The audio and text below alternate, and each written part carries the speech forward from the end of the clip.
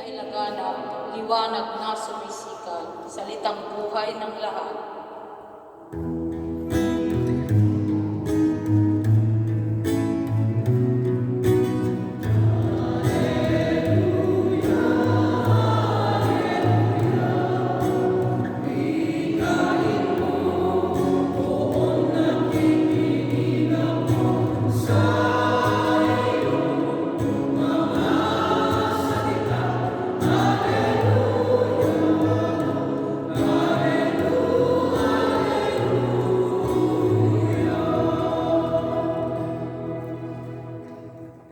Sumainyo ang Panginoon. At Ang mabuting balita ng Panginoon ayon kay San Mateo.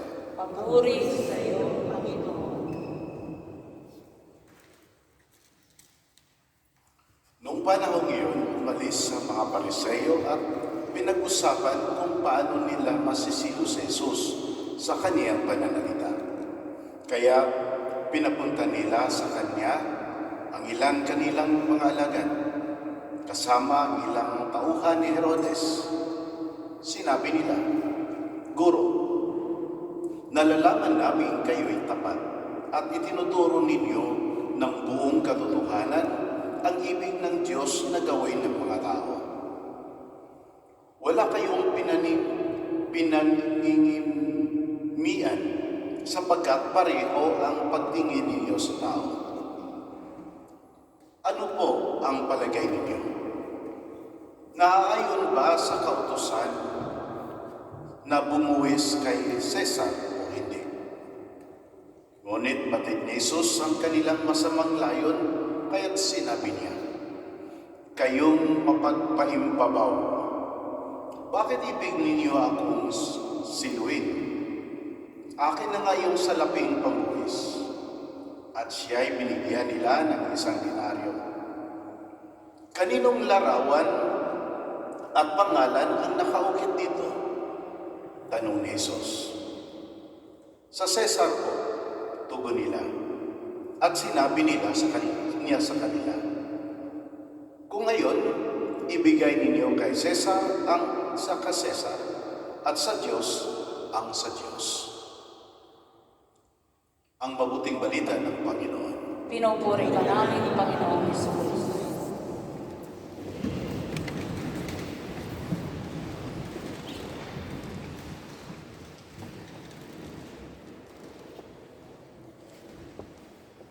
Si Jesus po ay isa, if not, siya ang taong most misunderstood sa lahat siguro na nag-exist. The most misunderstood individual that ever existed. Kahit pa man, wala siyang ibang sinasabi at tinuturo, kundi ang plain truth, ang katotohanan lamang. Kahit pa man, wala siyang ibang ginagawa, kundi ang pagtulong at parang iginhawa ang buhay ng tao. Yet, ang tao ay nahirapan o ayaw umintindi sa kanya o ayaw tumanggap sa kanya. So dito natin makikita na sa mundong ito, hindi ibig sabihin na yun ay popular at tanggap ng mga tao ay tama. Whatever is truth, whatever is right, whatever is good, hindi necessary na mag-approve ang sambayanan. Ang katotohanan about God is not conditioned by popularity. Ulitin ko yan. Halimbawa, sa mga TV shows, lalong-lalo na yung mga show sa Pilipinas, hindi ibig sabihin na napaka-popular yung mga shows na yaon, ayun ay nagtutulong ng kabutihan at magandang ayos sa buhay. It does not follow. Tingnan natin kung anong nangyari kay Kristo. Pinakain na nga niya yung mga tao, tinuturuan, pinagaling sa kanilang mga sakit, hindi pa rin siya naintindihan. So anong ginagawa ng mga taong, kasi may tatlong tao na medyo talagang gustong pabagsakin si Jesus. Itong mga iskriba, no? Ito namang mga iskriba, kung sako ito sa mga Romano. Kasi the Romans sila yung emperor, sila yung parang nagko-control sa panggobyerno, sa gobyerno doon sa Israel. Dati, because they were under the Roman Empire. So, yung tax na pinag-usapan dito, ay doon sila magbabayad sa yung estranghero, yung mga Romano, doon sila magbabayad.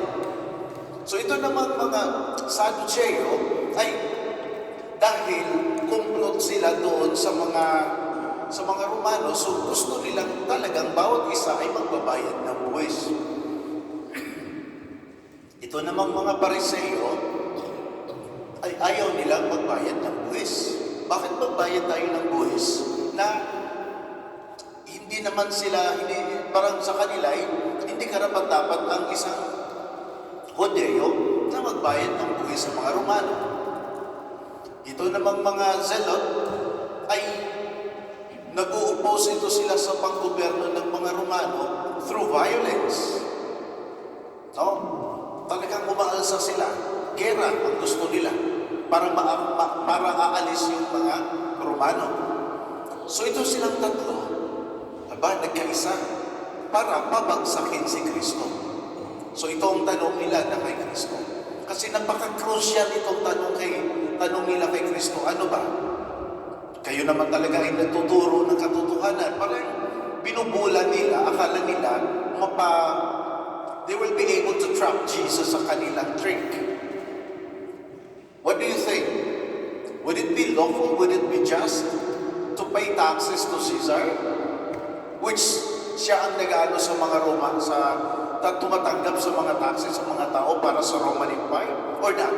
Kasi pag sabihin niya na it is just to pay tax to Caesar, magagalit sa kanya yung mga Pariseo at yung mga Zelot.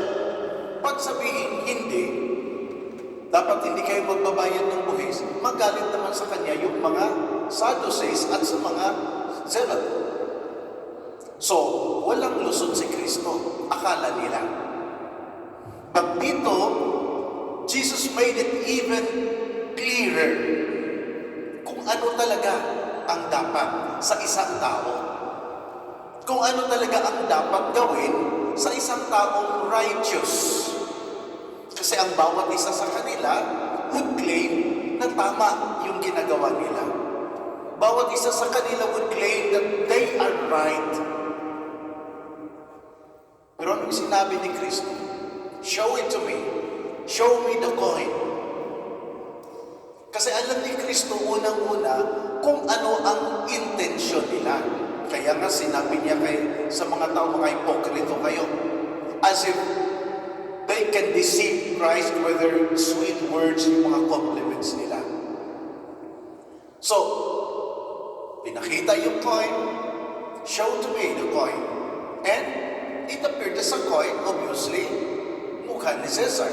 Kasi that's money, hindi naman naghihingi ang Diyos ng pera.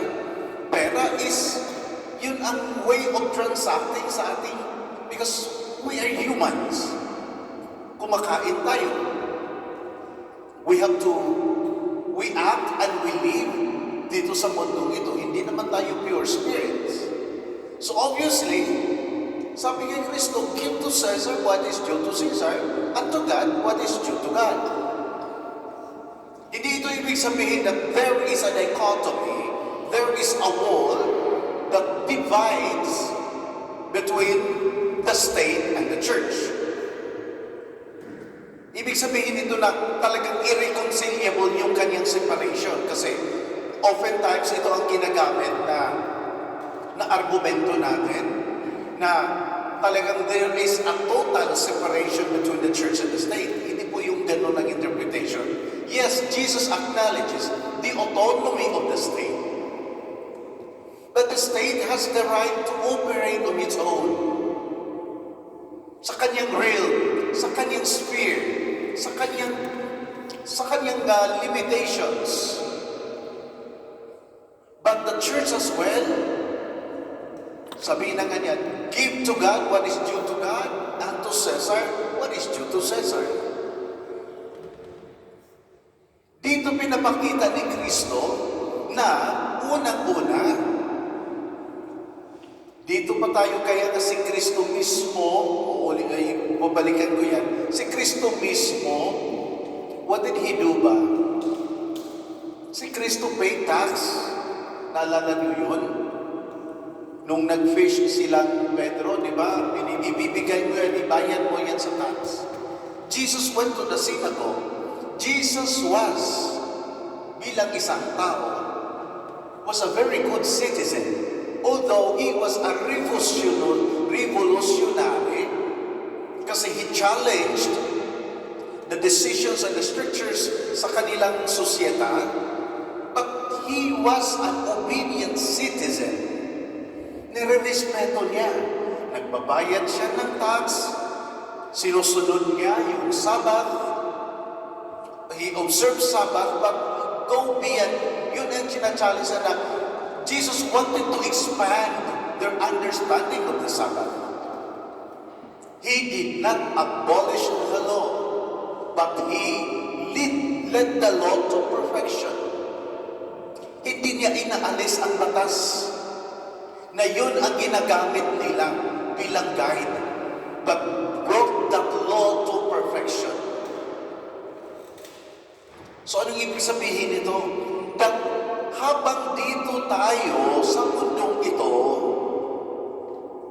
for you to be a good citizen of heaven, first and foremost, you must be a good citizen dito sa mundong ito.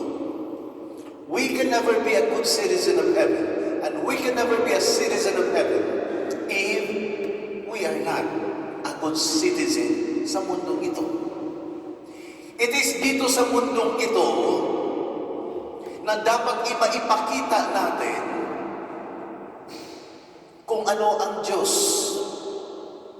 We express our faith, our devotion, we express our pananampalataya sa Panginoon dito sa mundong ito. Hindi doon. Kaya nga, if there is a law that calls for obedience, yes, if it is not contrary sa ating pananampalataya. Except siguro kung may batas ang Pilipinas, sabihin natin na ang batas ng Pilipinas ay pwede na tayong pumatay. Kung sino mang may kasalanan ay pwede nang patayin. Talagang hindi yan pwede. Kasi that is contrary sa ating pananampalataya, sa value ng ating pananampalataya. Kasi what should prevail ay ang ating what is due to God.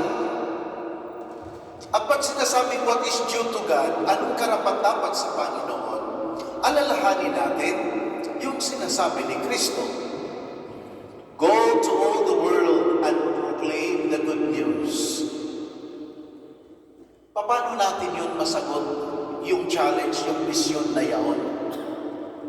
Part, we limit ourselves sa sakristiya lamang, dito sa struktura lamang sa simbahan. To go to all the world is to have, kung saan merong tao at merong kaluluwa, we have to proclaim, because the soul belongs to God. At yung soul na yan ay nandoon sa korpo ng isang tao. So that soul, which belongs to God, should express sa presensya ng Panginoon sa kanyang buhay mismo dito sa mundong ito. Na ibig sabihin noon, what is due sa mundong ito is maipakita ang presensya ng Panginoon so that walang tao sanang maghihirap. So that there will be justice. So that there will be kapayapaan. That is what is due sa mundong ito. That is what is due sa mga batas natin. Ang batas ng mundo, ang batas ng sosyeta is to establish order sa ating pamumuhay, sa ating komunidad, sa mundo. Law is set, parang ginagawa yung batas para magkaroon ng system, ng order. Alisin mo yung batas na yan, wala. Alisin mo yung tax na yan, paano tayo mabuhay? Paano tayo magkaroon ng mga struktura, yung mga medicina? Paano? Reklamo lang, maghihingi lang kayo palagi. You cannot beg and we have no right to claim unless we act responsibly. Baka sabihin natin, bakit hindi kayo nagbabagay? Hindi nga kayo nagbibigay ng tax. No? We keep on claiming parang may utang sa atin palagi yung gobyerno, tapos hindi naman tayo obedient sa kanyang mga batas. So we have first and foremost to be responsible. Dapat magiging responsable tayo dito muna sa mundong ito. And that being responsible natin, that being obedient natin, yung pagpakita natin, gaya na ginagawa ni Kristo, ipinapakita niya sa mundong ito na it is God that gives real justice, na binabago niya yung tao, tinulungan niya yung tao. Yun. Kasi yung taong yun, na nandito sa mundo, also and above all, belongs to God. Paano natin how can we bring people to God if turuan natin yung tao dito, huwag na kayong maniwala sa gobyerno, huwag na kayong maniwala doon. How can we be a good citizen of heaven pag tinuturuan natin yung tao na magiging baligtad? So, this, my dear friends, simpleng mensahe ni Kristo is but collaboration, nagtutulungan. Yun ang sinasabi nga niya, we have to make heaven and we have to experience heaven dito muna sa mundong ito. So let the rulers, let the leaders, let the government do its part, and we tunitulungan natin yung gobyerno. Hindi na sinasalungat natin, and we keep on criticizing the government, and yet we are not doing our part. No? Gawin din natin yung ating responsibilidad. Only kung ang gobyerno ay nagtuturo ng paano ng batas, na yung sinasabi ko kanina, for example, i-abort nyo yung lahat ng mga babae na binubuntis nyo, o lahat ng mga lalaki, i-abort nyo yan. Siguro, these are teachings which are against our pananampalataya. At hindi yan pwede. Kung ang gobyerno ay magsasabi, huwag na kayong magdasal, ay talagang hindi yan pwede. Kasi, that belongs to God. Pero pagsasabi ang gobyerno, magbayad kayo ng buwis dahil magpagawa tayo ng estrada, ay dapat magbigay kayo kasi dadaan din naman kayo sa estrada ngayon. Magbayad kayo ng buwis dahil ito ay gagamitin natin sa health services ninyo, ay talagang magbayad kayo dahil binibigyan naman kayo ng free medication dito sa Italia. Ewan ko sa Pilipinas. So, ganun lang naman kasimple. Because that belongs sa atin. We benefit. We can never claim on any benefit unless we share the burden. And that's being a good citizen. And being a good citizen sa mundong ito, ang uulitin ko, forms and prepares us to be a good citizen of heaven. Alalahanin natin na ang ating spiritualidad ay magmula sa ating pagkatao. It is in our humanity that we shape our divinity. So we can make ourselves, pwedeng maipaghanda natin yung ating sariling citizenship sa heaven sa pamamagitan ng ating pagka-mabuting citizen sa mundong ito. You can never claim heaven unless we are a good citizen of this world. Baka sabihin natin, kahit anong gagawin ko sa mundong ito, langit naman ang ultimately ang Panginoon naman. Kaya nga bumaba si Kristo para turuan tayo kung paano magiging isang mabuting mamamayan. Mabuting tao. Kahit nga ay pinatay si Kristo doon, pinagbintangan ng lahat ng krimen, hindi rin siya lumalaban. Kasi alam niya na kahit tayo'y nilulubig dito, pero for the sake of truth, yung truth ay mananaig pa rin. So, this would be our consolation sa gospel na ito.